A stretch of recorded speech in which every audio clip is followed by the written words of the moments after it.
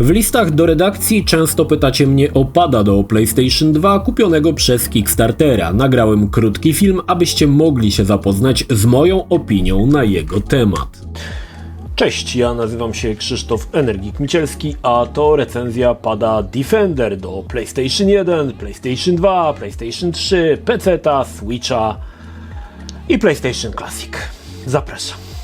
Jakiś czas temu stałem się posiadaczem pada stworzonego przez amerykańską firmę Retro Fighters, przeznaczonego do konsol Saturn i Mega Drive. Zachęcony wysoką jakością wykonania i wygodą wsparłem kolejny ich projekt na Kickstarterze. Tym razem miał to być pad bezprzewodowy do PlayStation 1, PlayStation 2, PlayStation 3, PlayStation Classic, Switcha i PC-ta. Jak Retro Fighters wywiązał się z tego zadania? Pad został nazwany Defender i był możliwy do zamówienia w 4 kolorach: czarny, szary, przezroczysty niebieski i przezroczysty zielony. Ten ostatni został wybrany przeze mnie, choć nie wiem czemu. Mogłem zamówić szary, nawiązujący do klasycznego PlayStation, no ale już tam. Defendera dostajemy w pudełku z 2 donglami. Pierwszy to standardowy dongiel na USB, dzięki czemu połączymy sprzęt z PlayStation 3, PC-tem, Switchem i PlayStation Classic. Drugi dongiel jest przeznaczony do połączenia z PlayStation 1 i PlayStation 2. Znalazła się też jeszcze skrócona instrukcja. Defender wygląda bardzo w porządku. Całość inspirowana propadem do Switcha, ale posiada symetrycznie rozłożone gałki. Szybko można zauważyć, że pad posiada więcej przycisków niż standardowy kontroler. Po lewej stronie znalazł się krzyżak, a po prawej przyciski, które z powodów licencyjnych nie są klasycznymi oznaczeniami PlayStation, ale czymś w podobie. Po środku znalazły się przyciski Start i Select, a pomiędzy nimi przycisk z domkiem, który w PlayStation 3 pełni rolę przycisku PlayStation, a poza tym wybudza pada i pozwala mu bezprzewodowo połączyć się z aktualnie odpaloną konsolą. Poniżej są 4 diody, o których za chwilę. Powyżej mamy jeszcze 2 przyciski Turbo i Clear. Turbo pozwala na uruchomienie symulacji szybkiego naciskania przycisku, Clear pozwoli m.in. odparować urządzenie. Na górze pada oprócz triggerów i bumperów znalazły się 2 kolejne przyciski. Jeden to automatyczne szybkie naciskanie, dzięki czemu nie musimy trzymać przycisku, tylko pad zachowuje się, jakby był wciśnięty cały czas. Dobre to do latanych strzelanek. Drugim jest przycisk do screenshotów znany ze Switcha. Znajdziemy jeszcze tutaj podłączenie USB-C do ładowania. Z tyłu pada znajdziemy jeszcze jeden przycisk, który pozwoli na parowanie z donglami.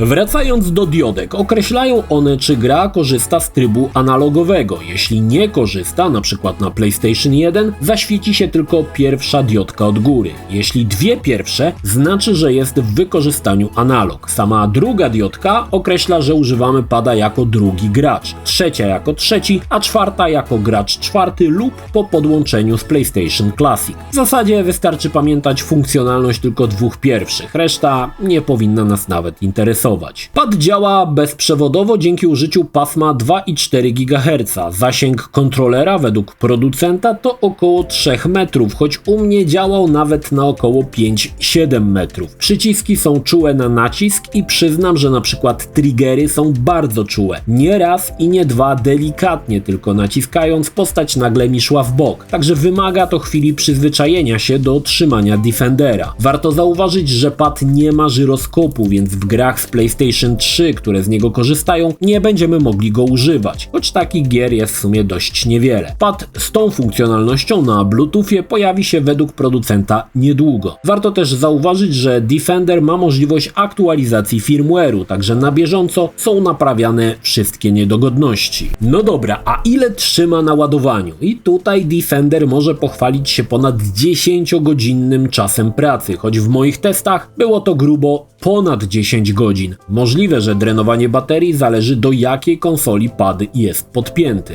No okej, a jak sprawdza się w graniu? Powiem szczerze, że kupiłem go głównie do konsol PlayStation 1 i PlayStation 2 i w sumie nie zamierzam wracać już do oryginalnych kontrolerów. Defender sprawia się lepiej niż dobrze, jest odpowiednio duży i waga też jest w porządku. Przyciski są responsywne, połączenie bezprzewodowe, czy to przez dongla USB, czy przez tego od PlayStation, trwa może z pół sekundy, i nie miałem ani razu problemów z zerwanym połączeniem czy niemożnością korzystania z którychś przycisków. Wszystko sprawdza się doskonale i w mojej opinii to jeden z najlepszych padów do PlayStation 1 i PlayStation 2, jaki możecie kupić na tę chwilę. No ale czy wszystko jest idealnie? No nie. Trochę mi nie odpowiada twardy plastik, z którego wykonano pad. Nie sprawia on wrażenia chińskiej tandety, jednak przy spoconych dłoniach może się wyślizgiwać, ale jest to dość subiektywne doświadczenie, zwłaszcza, że na wszystkich swoich padach korzystam z gumowego kondoma. Jeśli chodzi o gałki, są poprawnie wykonane, choć ja lubię również używać gumowych nakładek. Jeszcze za wcześnie określić, czy gałki z czasem się ścierają, więc ten temat pozostaje otwarty.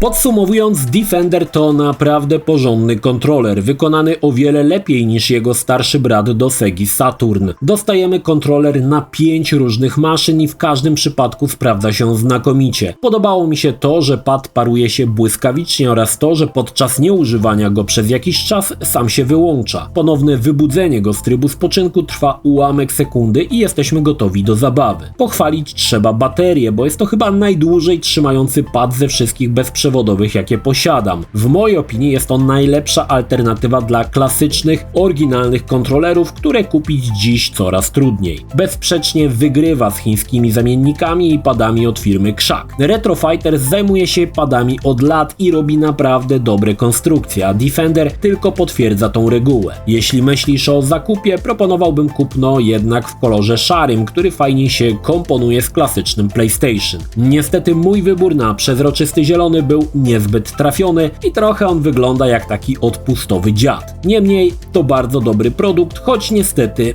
drogi. Na Kickstarterze wychodził o wiele taniej. Teraz można go kupić jedynie poprzez stronę producenta i jego koszt wynosi $45, a z wysyłką $60. Także nie mało i pewnie jest to jeden z najdroższych kontrolerów, jaki można zdobyć do danej konsoli. Jednakże w mojej opinii warto. Dodam, że Retro Fighters produkuje wiele innych kontrolerów do różnych retro konsol i można sobie zobaczyć, co jeszcze ciekawego tworzą. Ja wiem tyle, że moje 2 kontrolery od Retro Fighters na pewno nie będą ostatnimi. Niedawno kupiłem 3 do Dreamcasta i pewnie w nie jeden jeszcze zainwestuję.